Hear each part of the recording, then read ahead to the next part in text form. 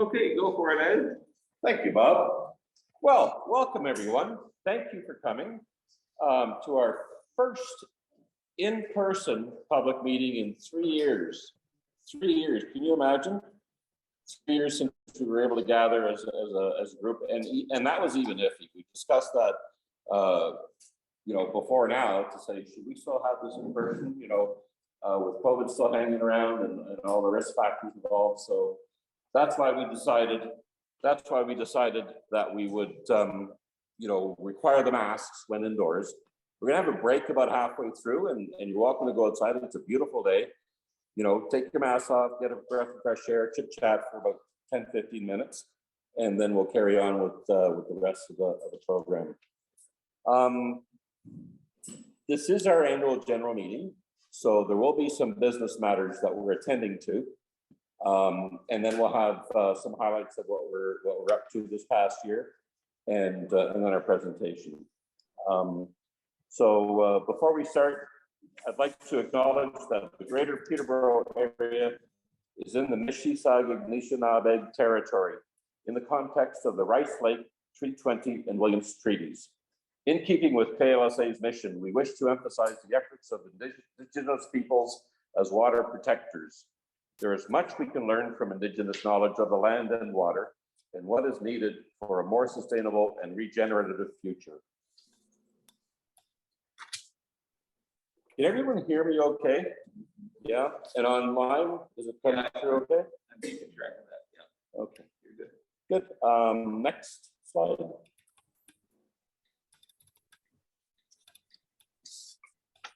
Sorry, I'm so used to the Zoom meetings and just reading stuff. I need my script here. Okay, housekeeping. Yes, so this meeting will be recorded, as Bob has already mentioned, especially those online attending these meetings, this meeting. And by the way, we're calling this a hybrid meeting, both virtual component and in-person component. And I think a lot of organizations are adopting that, and we'll probably do that moving forward as well. So masks are required to be worn over your mouth and nose at this meeting when indoors. For the virtual members, please input your questions or comments in the chat. Please mute your mic and video except when speaking. Bandwidth issues here and probably in possibly where you're tuning in from can be an issue. All right, I'll call this meeting to order. My name is Ed Laird. I am the chair of Fourth Lake Stewards. Pleased to be in that role and welcome you again. Okay. I don't know, somebody else picked this picture, but that's me holding a nice pipe that I. Has it been enlarged through Photoshop? Well, there's a fisherman's trick to do that. You hold it out from your body like that, so it looks much bigger when you in relative. Your arms look full. It was a big fish. Next slide, please. Okay. Voting process. Yes, when membership voting is required, that's all of you. A motion, and online as well.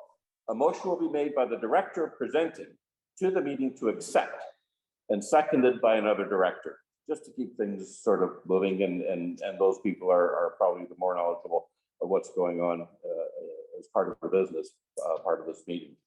Comments or questions are invited from anyone for or against the motion. Then the vote will be held with this question to everyone. Is anyone opposed to the motion? In-person members, you present here today in the hall, to vote against the motion or to abstain, you please raise your hand.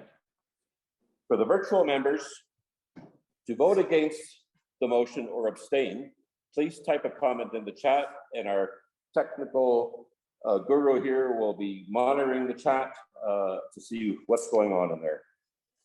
The opposed votes will be tallied against total members present for the count.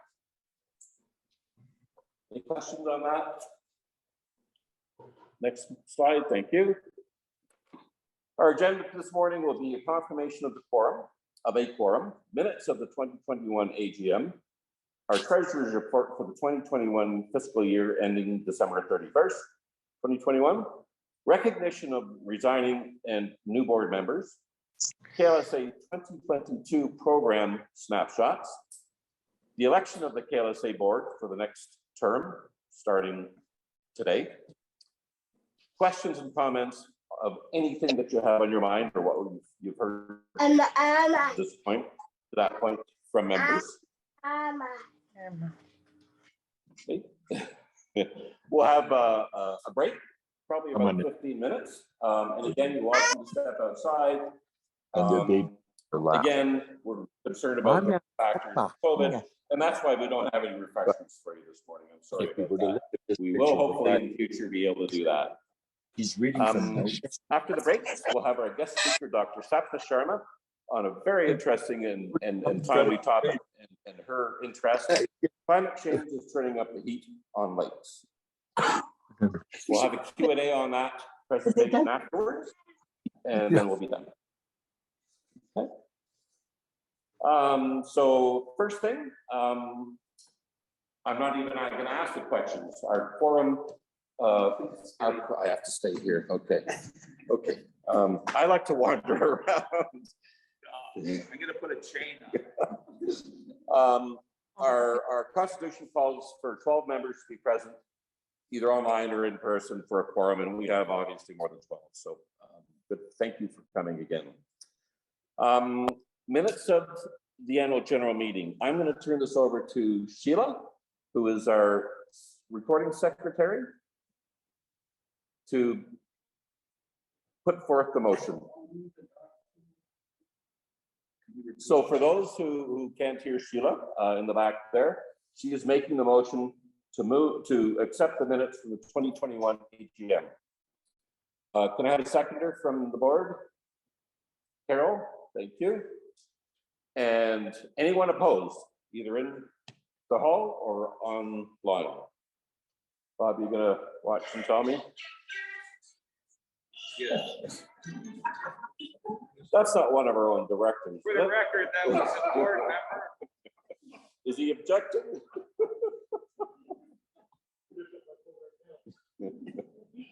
Okay. Bob, you see anybody raising their hand or in the chat or anything? Not to oppose. Okay. No oppose. No opposition. Okay, so motion is carried. Thank you.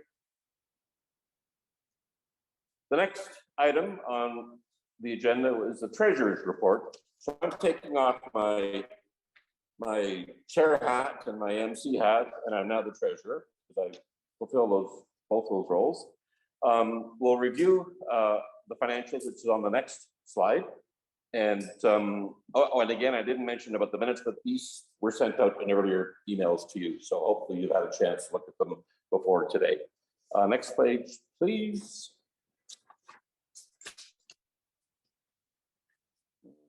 Treasury report. Yes, thank you. I know it's pretty small for people to see. So I'll just kind of quickly go through these. And at the end, if there's any questions, please ask. You'll notice on private contributions, donations, we have a slight uptick from the previous year.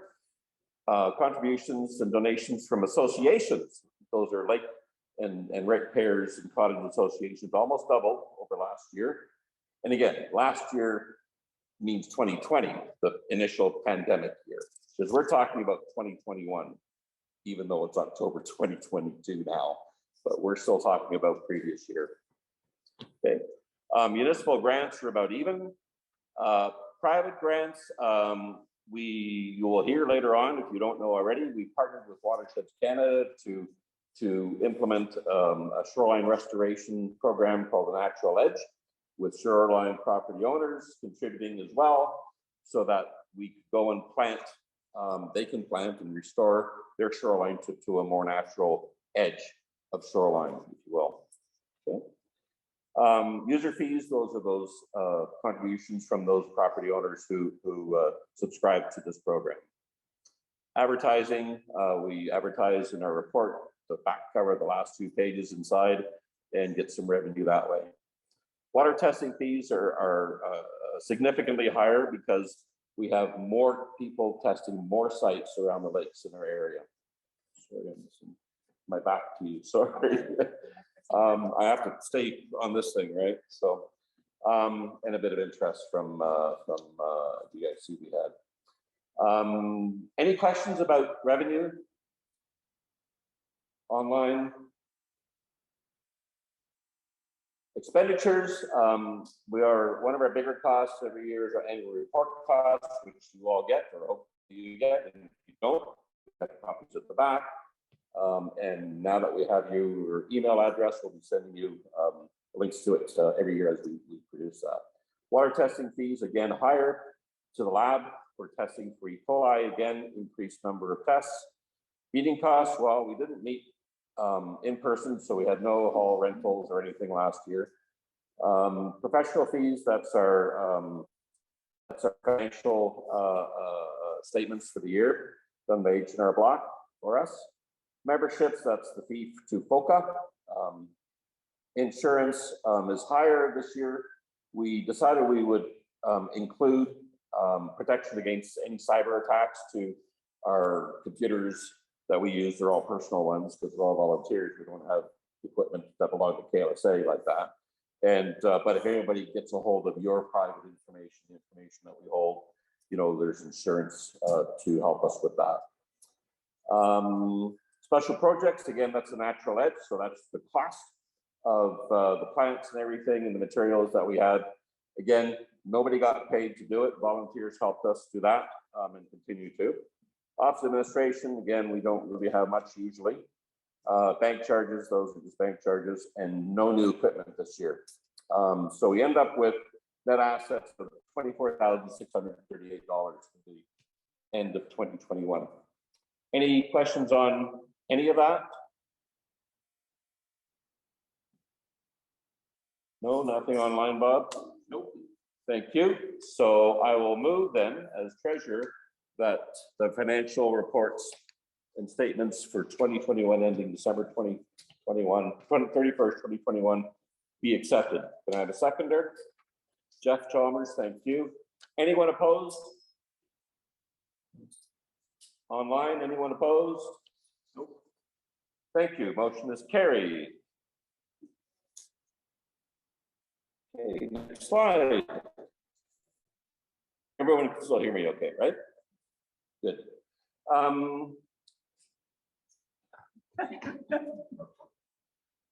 Hello, microphone. That's the microphone. We have two longtime serving board members not continuing with us after this morning, and we'd like to acknowledge them. And we had one director join us after the AGM last year in October, and we'll introduce her to you as well. So first off, next slide, please. Jeff Chalmers, sitting over there in the chair. Hi, Jeff. Was a founding member of KLSA back in 2000, right? August, I think it was 2000, after the Walkerton incident, if you all recall that. When the organization was incorporated in 2001, he became secretary treasurer, and his home address was the head office of KLSA. I think mine is now as treasurer. Jeff was involved in almost every aspect of KLSA's work. He served as treasurer for several years. He helped to train volunteers to collect water samples for the E. coli and lake partner programs, and tested numerous sites for his own association on Clear Lake for more than 20 years, and continues to do it today. Jeff produced the annual report until 2007. He has been the KLSA webmaster for many, many years, managing the website and the Facebook page. Recently, he put his diving skills to work, fastening data loggers to buoys to collect data for the water temperature and dissolved oxygen study. Jeff, by the way, is not a diver. He goes all over the place in his diving expeditions. So good to have someone on the board like that, but you're not going far away, are you, Jeff? You're still going to be around? Good, okay, thank you. We might need you to help us with more of that activity. Jeff hosted many of our summer board meetings. He has promoted KLSA to his many contacts.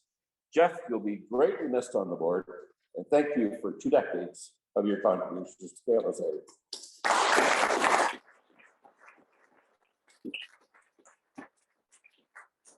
Is Mike Dolby online? Let me check. He said he would. Mike intended to join us today in person.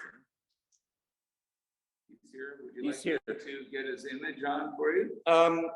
Would you prefer that to the one you're showing us right now, or? Well, we can have both. That would be great.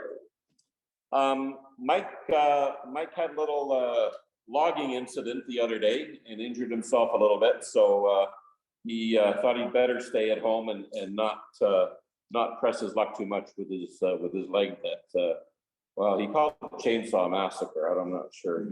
Anyways, but Mike is good. Mike is okay. Mike Dolby joined the board of directors in 2010. His scientific expertise, research skills, and knowledge of water quality issues have greatly enhanced the credibility of KLSA. He has written numerous articles in the KLSA annual reports, including detailed analysis of the Lake Partner Program results from 2002 to 2013, and the E. coli test results from 2001 to 2017. He managed the water testing programs with Kathleen McKenzie for many years. Kathleen was another founding member who only a few years ago decided she needed to spend more time with her grandchildren. And more recently with Cindy Lee, distributing the E. coli lab results and producing the graphs of trends in low to high phosphorus lakes.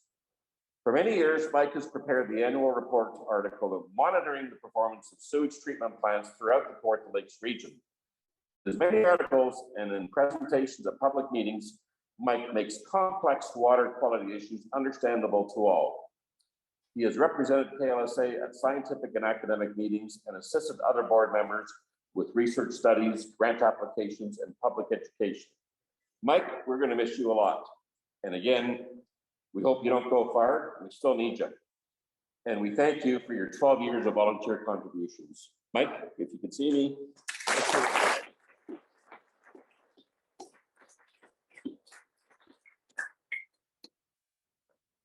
Okay, and next I'd like to, actually, before I introduce Jackie, yes, we have a little gift to give to both Mike and Jeff.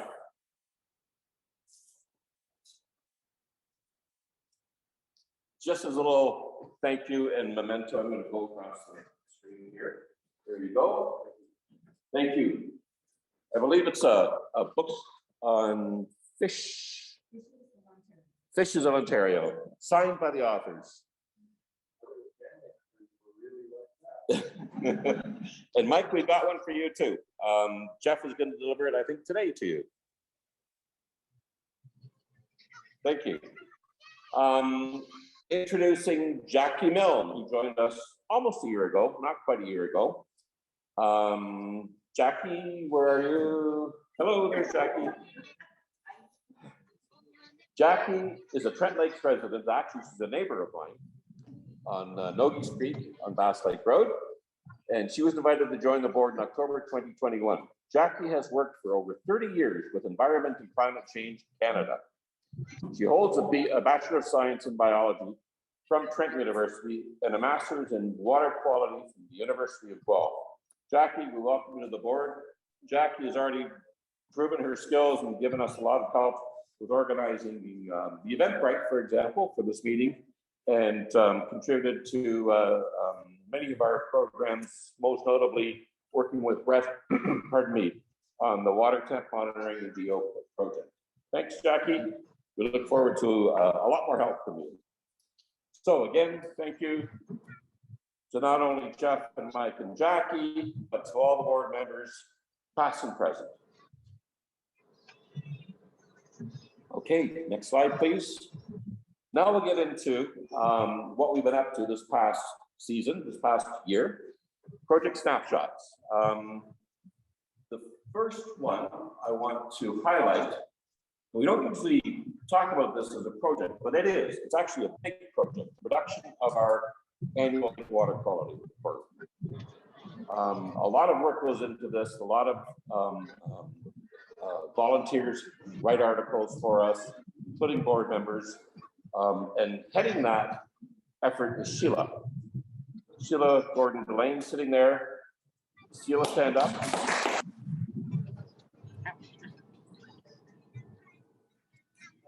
you probably know, if you read our reports and seen them, just a phenomenal production. We're very proud of it.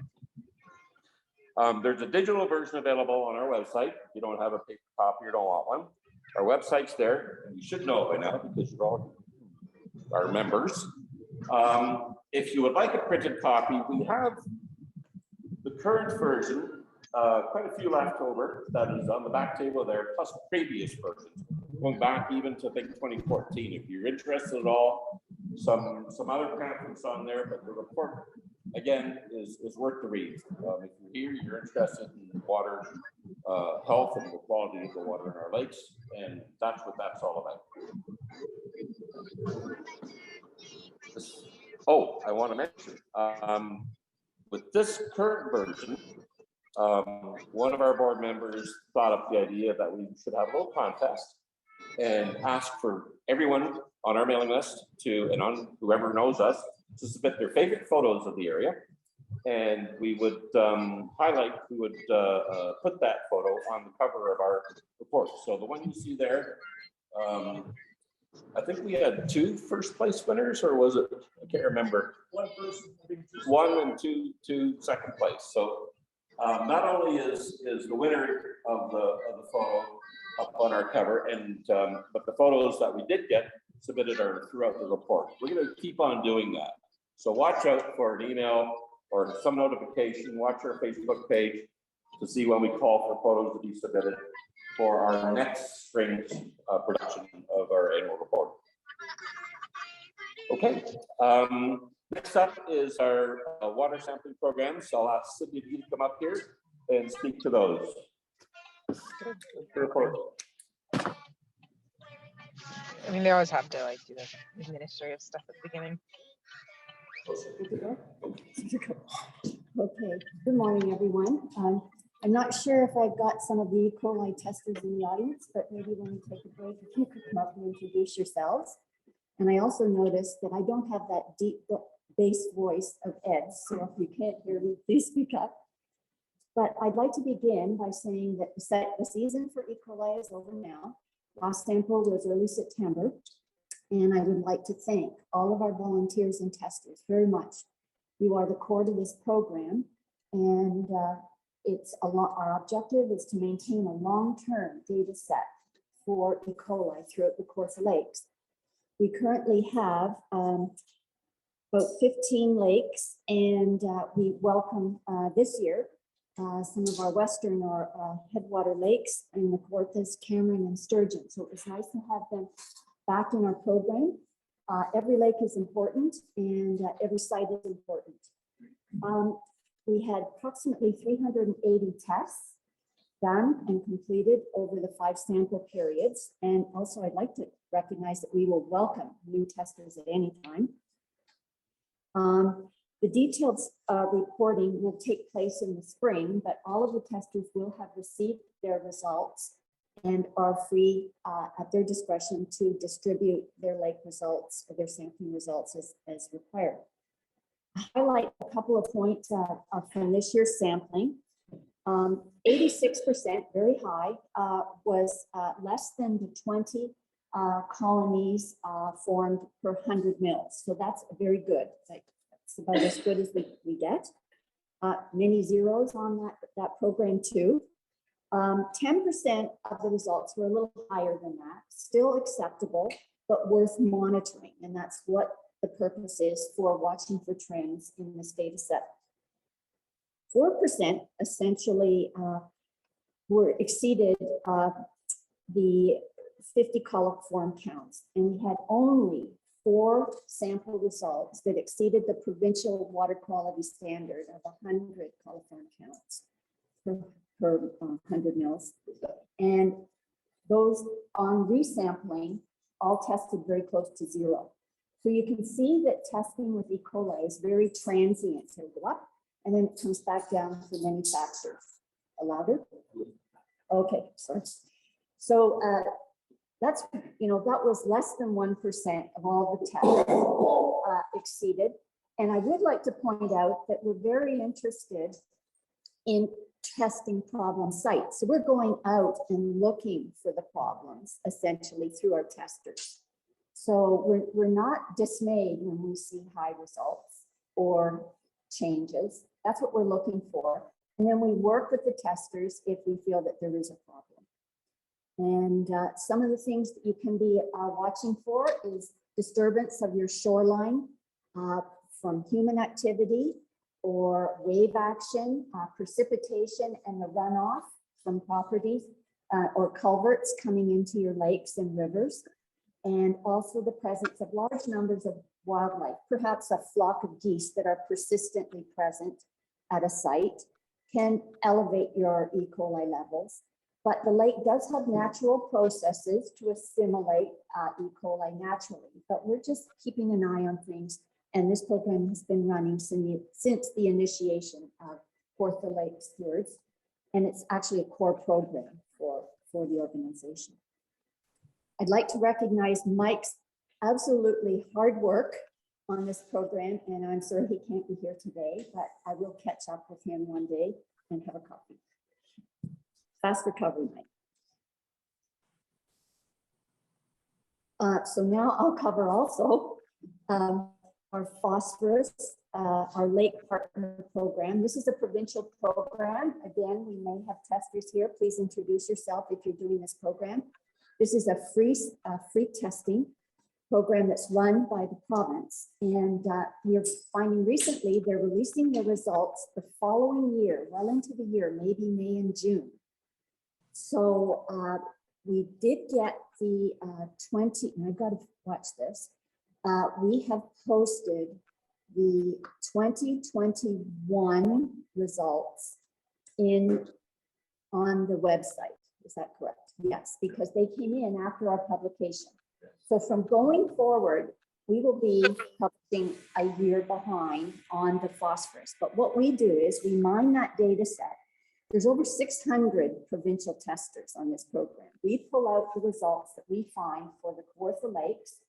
And right now that's about 17 lakes and 47 sites that we know of that are being tested for this program. And it looks at phosphorus, calcium, Seki, and calcium, did I mention that one?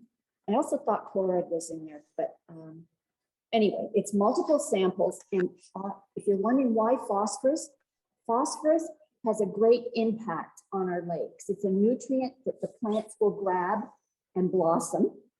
So will algae. And honestly, at this point, the phosphorus input is primarily with the impact of humans around our lakes. So it's very indicative of perhaps ways that we as humans can keep our waters crystal clear and looking good if we can keep a close eye on the phosphorus in our Kawartha Lakes. Mike again has done a very comprehensive analysis, and all of the results are graphed, as you can see in our previous reports for the water quality. We keep plugging this. Our water quality, and it's very comprehensive, and it's actually a very good historical reference for the data. And there are many biologists and academics that are interested in these data because we have this widespread distribution of testers with Kawartha conservation. So if you happen to be doing the Lake Partner Program, but aren't in touch with our organization, we would appreciate hearing from you. And we can make sure that you see the comprehensive data analysis that we put together on phosphorus. And I would say, I've got to make sure I'm not giving my E. coli results, that in general, we noticed in 2021 that the phosphorus levels were lower than in the previous 10 years. Now, biologists are very interested in that fact. Was it a COVID factor of keeping people off the lakes, or what was going on? Or was it some biological process in the lake, temperature or precipitation? All of these factors will impact the nutrients in the lake. So there's a lot of people working on that. Let me see. I should point out, in the meantime, before you see our publication, your results will be posted by the provincial government on their program site, and also with FOCA, the Federation of Ontario Cottagers Association. They also partner on this program, and they comprehensively report these data too. So I think that's about it, other than recognizing Mike's hard work again.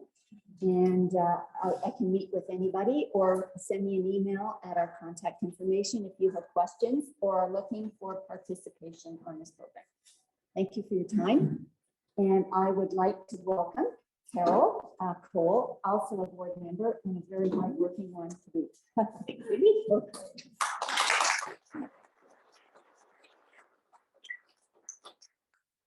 Well, I run a very glamorous program for KLSA. It involves equipment, which looks scary. It's a two-sided rake and it's on this nice long rope.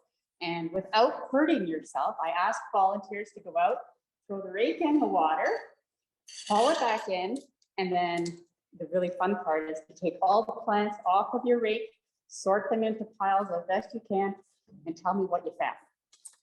So, and what we've been looking for the last 3 years, this is the third year of the program, what we've been looking for is a new emergent invasive species called starry stonewort. Starry stonewort is interesting because it's kind of slowly spreading throughout the Prince Edward Waterway, and we just basically wanted to know in the beginning where it was. Over the next couple of years, the program is sort of switching a little bit now. What I've asked volunteers to do this year was not just look for starry stonewort, but to also tell me the other plants that they're finding in their lake. Starting to understand that all of the plants are important, and that's kind of where we're going. So this year, our program had 24 volunteers on 9 different lakes, which was good.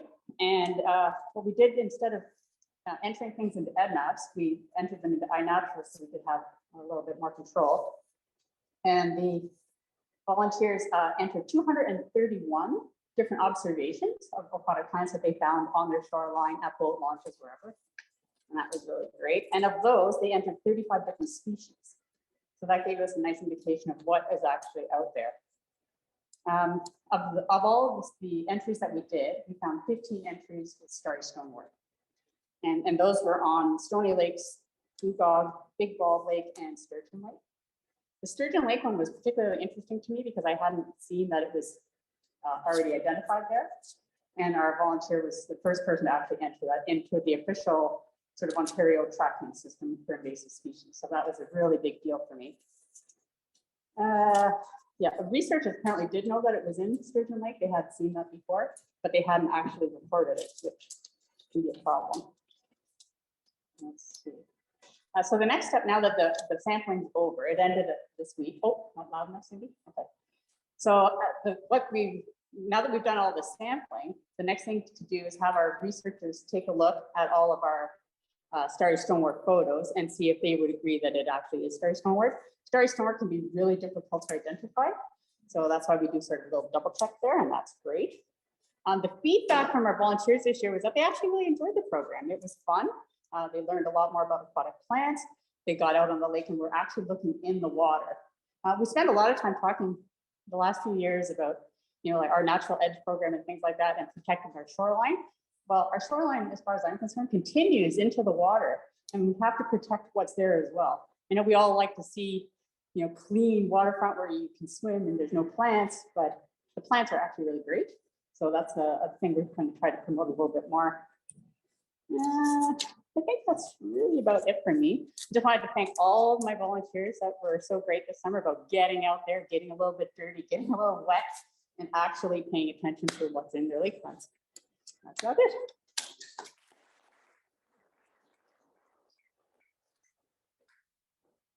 Oh, and I forgot to introduce Brett. Sorry, Brett. Playing show and tell, then they better grab some of our equipment.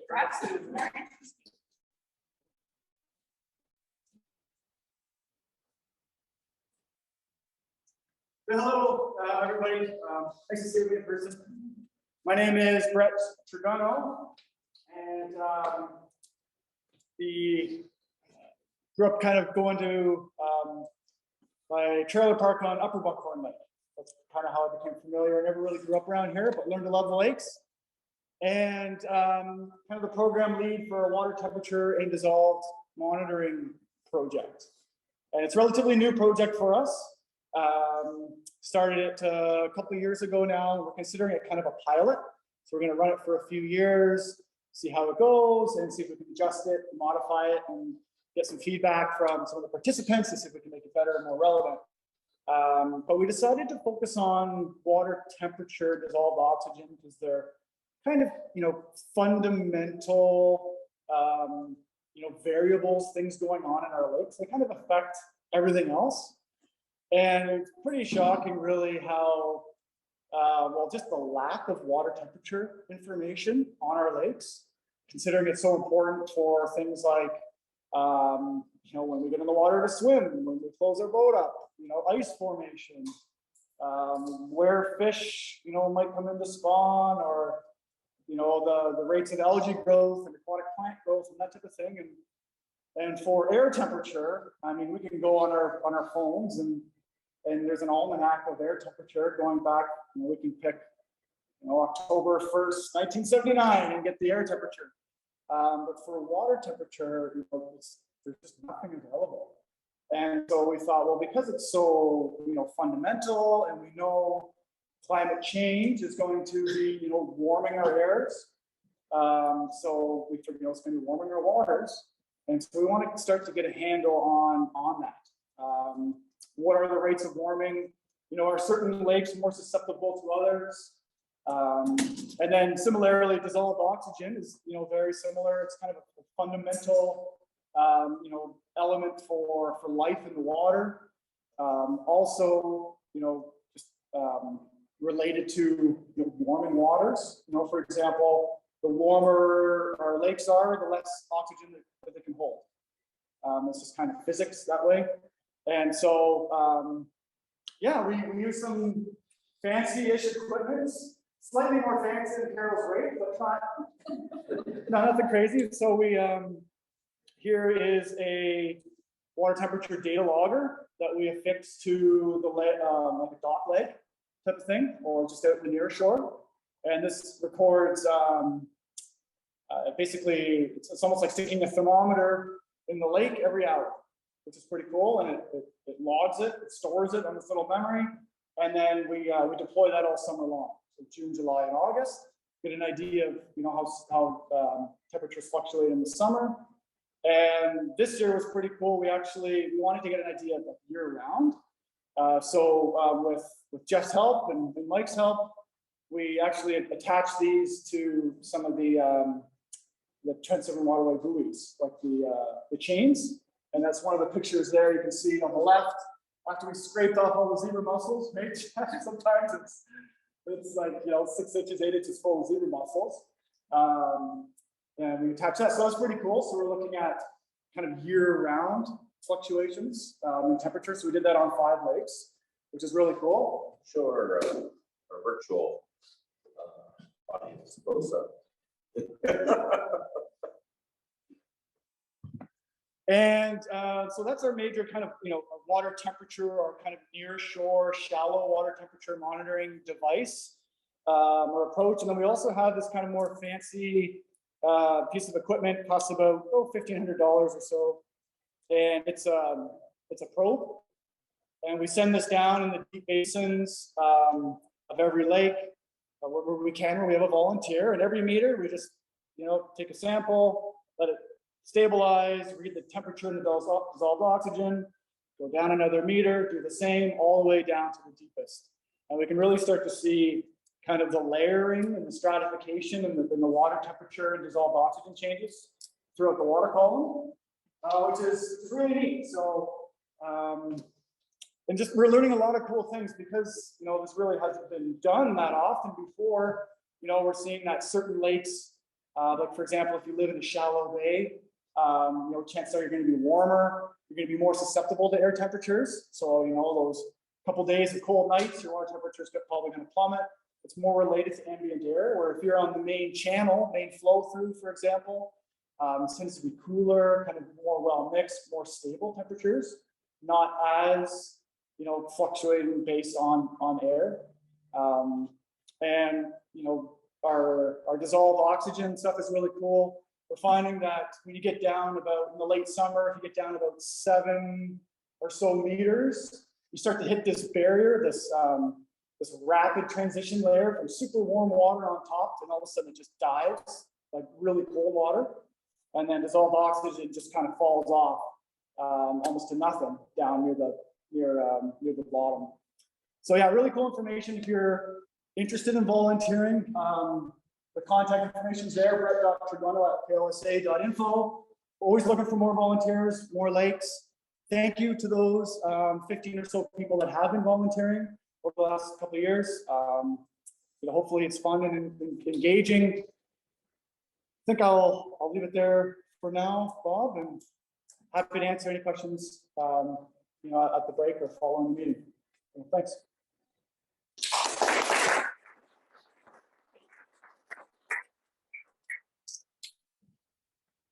Pass it on to Ed.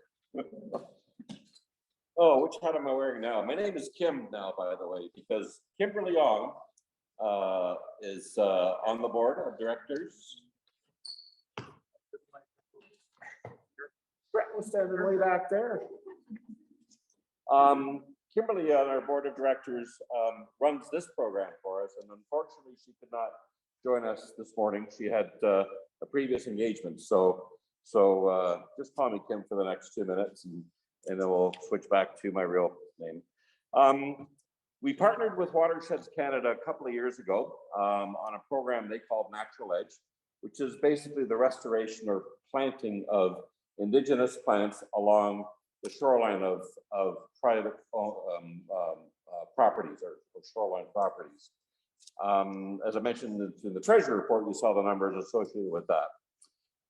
We've had 3 sessions of plantings last spring, last fall, and again this spring. So a year ago, spring and fall, and again this spring. We have one big site to do that's going to happen this month. With those ones that are already done, we have over 1,760 square meters of shoreline restored with 1,400 plants. So with the help of a lot of volunteers digging and taking those plants and putting them back in the ground and right along the shoreline and in sort of maybe a few meters width, we've been able to do that. As I mentioned, we've had planting activities this past June and one to happen this year. Kim says a big thanks to the volunteers who helped this year. We are looking for more funding. KLSA and Watersheds Canada are looking for more funding from those who funded before, which is RBC Tech for Nature, and with the partnership, the Environmental Council and the Stony Lake Heritage Foundation as well. So hopefully we can continue this program into next year, and we'll see what happens. Before I turn this over to Tom for the next business session of our AGM, I want to I should have done this before, just all the current directors of the board, just stand up and say hi so everybody can see you. We're gonna have a break later on, and we all got little name badges on. And please, some of us spoke already. Just at the break, introduce yourselves, say hi, tell us what's on your mind, that kind of a thing. Thanks very much. Okay, everybody see that? Virtual members, sorry, send us emails or chat on the chat line here with anything you have. Now we turn over to the election of the new incoming board for the next year. And Tom is going to hand it back. Thanks, Tom. Good morning. My name is Tom McAllister, and I'm the Vice Chair of the Kawartha Lake Stewards Association. As you've noticed this morning, and as you know so well, every single thing that's done by the Kawartha Lake Stewards is done by volunteers. Many of them are in the room today, and many of them are online today. And so I just want to take this window of opportunity to thank everybody for all that they do in order to collectively achieve what is achieved by this organization. And the board of directors is just another group of volunteers. As you heard a little bit earlier in today's presentation, Jeff, who's here today, and Mike Dolby, who unfortunately couldn't join us, are rolling off the board this year.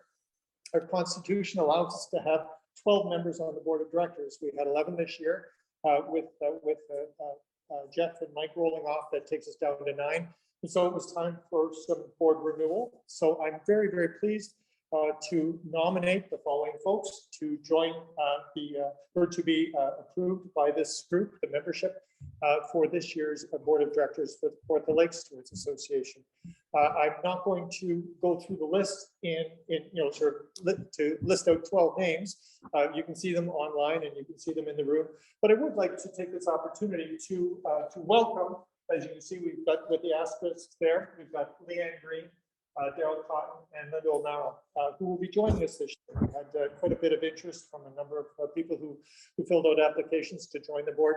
And so I want to take this opportunity to thank the returning board members and to welcome the new board members who will be joining us. And so without any further ado, I'd like to make a motion that the above slate be the board of directors for the Kawartha Lake Stewards Association for the 22-23 years. So I would like to make that motion. Would anyone like to second it?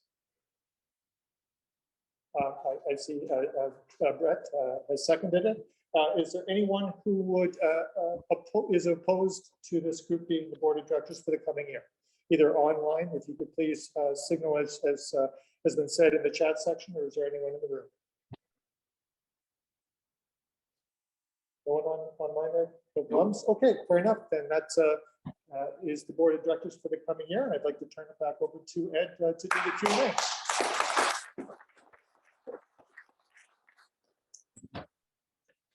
Thank you, Tom, and congratulations to our new board for the upcoming year. The new members, you don't know what you're talking about because they're getting into, because we are a hardworking board of directors. We really do a lot of stuff, as you can see. So now it's time to open up the floor to both online folks and people in the room for any comments, questions you might have related to anything you've heard so far about our programs, or anything on your mind of concern to you that you want to ask. Raise your hand. I'll be redirecting to other board members for answers if I can't answer them. So let's start with, well, anyone. Who's going to be the brave person and ask the first question? Okay. Oh, hello, Lynn. Welcome. Lynn is a past board member of KLSA. I just wanted to pass on what's been going on my shoreline. Lynn, you mind coming up and You need to speak to the virtual crowd as well. Yep. just so people can hear you online? Oh, no, not up to all. Come on up. Come on. We have a virtual audience here, so that's why Bob kept on moving me up and around. So. Thanks, and I think this should have been disclosed prior to my question. I'm sorry. I don't know either.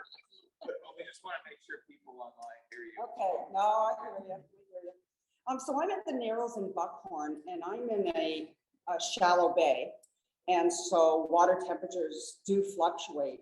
And I've been there for 24 years. And for the last 2 years, in the springtime, if you recall, we have all of a sudden a great warming trend. And then the temperature goes back to normal and it drops by, 10 degrees. So the temperatures are up and down. And what we've been experiencing there is very thick, heavy green algae in huge quantities. So I think it's coming from the temperature fluctuating, because algae thrives in when the temperature changes. And I just wondered if anyone else is experiencing this, because, historically our temperatures have fluctuated in the springtime, but this has just been, it's a real mess. Like, I'm in there pulling it out by the pounds. And it looks terrible, and it's always embarrassing if someone comes to visit you and they stand in the end of the dock and to see your beautiful view and there's all this green slime. So I just wondered if anyone else has experienced that at all. So that's a question to everyone. It's not a question to me. So yeah, you can sit down if you want. Sorry. Do you know what kind of green slime it is? No, I don't know what kind it is. I'd have to put it under a microscope, but it is. Exactly. Yeah, it's not a blue green. and there's You know no that. smell to it. And it's just long and stringy and bright So is it green. like what we call elephant snot?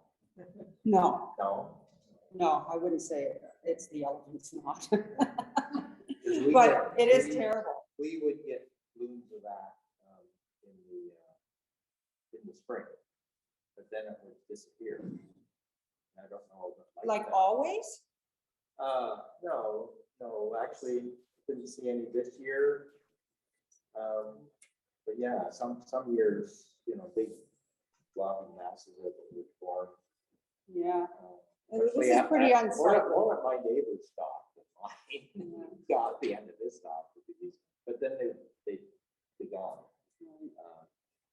But we're not in your situation, it's not a shallow. So you have it in deep water? It's off his dock is deep water, yes. Hmm. Off my dock is shallow. We have a way back. Right. Yeah, well, I get a lot of movement in my bay because I'm only about 1 kilometer from the dam. So there is a lot of movement. But I'm pretty unhappy Interesting about to know it. exactly what it is. Yeah, I'd like to know what it is. Maybe I will get a sample next year. Yeah. Yeah, thanks, Lynn, for that. I've got one online, Ed.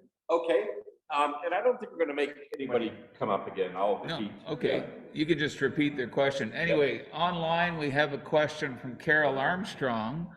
Have Chinese mystery snails been seen in any of the Kawartha lakes yet? I'm gonna ask Brett, if you can you speak to that? Sure, yeah. Sure. So question was, I think everybody got that Chinese mystery snail. So there's two kind of these invasive snails that you may or may not have seen. One is a banded mystery snail. It's kind of a smaller snail like this. It has burrows going around it. Has anybody seen that? Got lots of those. in the Lots of water, those. yeah. Chinese mystery snail is a little less conspicuous. It's a little bit bigger. And yes, the answer is yes, they are around. And there is a website that tracks reportings and sightings of non-native kind of these invasive species that aren't supposed to be around here or that type of thing. And it's called EDDMaps, EDD Maps. And you can have a look on there to see, where it's been reported around the Kawartha Lakes. And if you do see something, you are encouraged to report it there as well. So Okay. the answer is yes, they have been found all over the Kawartha Lakes. Thanks, Brett. Thanks, Brett. Anyone else in the room have any? We won't make you come up. I'll repeat the question. Jeff's coming up anyways. Okay, hi, Jeff. I've been on Clear Lake all my life, and so I've observed temperatures. And as a kid, we used to say if the water temperature got up to 74 Fahrenheit, that was a warm summer swimming. And I've noticed, because of the work I'm doing with KLSA, these temperatures rising and rising and rising. And we were monitoring water temperatures right off the boat when we were doing the phosphorus testing. And, in the middle of Clear Lake, temperatures at 26 Celsius, 26.5 Celsius. That's warm compared to what I remember from years ago. I'm also, as Ed mentioned, I'm involved in scuba diving now as well. And so when you're scuba diving, you notice water temperature. And you notice where the thermoclines are and how the temperature drops. So I'm doing with Brett now and people the temperature and dissolved oxygen. I find that fascinating because when you look at what happens where the thermoclines are, and I have them in Clear Lake, some areas your water is mixed and your temperature is fairly uniform top to bottom. Other areas you'll get thermoclines forming, and it'll change during the year too. I'm involved with the Stony Lake group, and on Upper Stony, they're doing a measurement where it's in excess of 100 feet deep. The cable on the instrument's only 30 meters long, so 100 feet. So sometimes they get inversions happening in their water, which I don't see clearly. So the point I'm trying to make here is between the nutrients in our lakes, the temperatures changing, and the dissolved oxygen being affected, of course, by that. I think this type of research we're doing now with KLSA is really important. And so if you're involved in one or more of these programs, I'd encourage you to get involved in the temperature logging and even the temperature and dissolved oxygen in your lake, because I think it's going to be really important as we see things changing. It's going to affect your fish habitat, it's going to affect your algae and aquatic plant growth in your lakes. And that impacts everybody, whether you're a fisherman or not. Okay? I'm not a fisherman now, but I have lots of family who are. All right, thank you. Thank you, Jeff. Do we have any online questions, Bob? Nope. Anyone else in the room have something they want to raise or ask or comment on? Everybody's happy with their lakes? Yes, sir. I have a question about E. coli. In your checking and testing for E. coli, is there a level that causes an alert for beach areas or specific lakes? Right, so I maybe will call on Cindy, but the public health departments are responsible for monitoring the beaches, is my understanding. And they will send out any kind of alert or notice if there's a high level of E. coli in the area by the beach. And I believe it's by the provincial standards they go by, the 100 coliforms per mic, whatever. So we don't monitor on the beaches. Our volunteers choose the locations where they test the water, they take samples, and we encourage them to look for high traffic areas, marinas, trailer parks, you know, where there's human use around, because that's what's important to us, right? So they choose those type of locations. And as Cindy pointed out, the provincial standard is 100, and we have set half of that as our standard, as our concern point of 50. So we, as Cindy mentioned, we alert ourselves to go back to those that are over 50 and retest. And as Cindy mentioned, in all cases this year, you know, the retesting a few days later, or even up to a week later, I believe, showed almost zero, almost no. So the reason for that would be a passing flock of geese swimming by or something like that. Okay, answer your question? Thank you. 10 minutes. Great. Oh, okay, time to, so Cindy, anything to add to that? Thank you. Any other questions, pressing questions? We do want to kind of move along so that we can have a bit of a break outside and take a breath of fresh air before we get to our featured guest speaker, Dr. Sharma. So thank you. 10 minutes. Please come back, those online. Please, if you wish to go outside, come back in 10 minutes and we'll resume.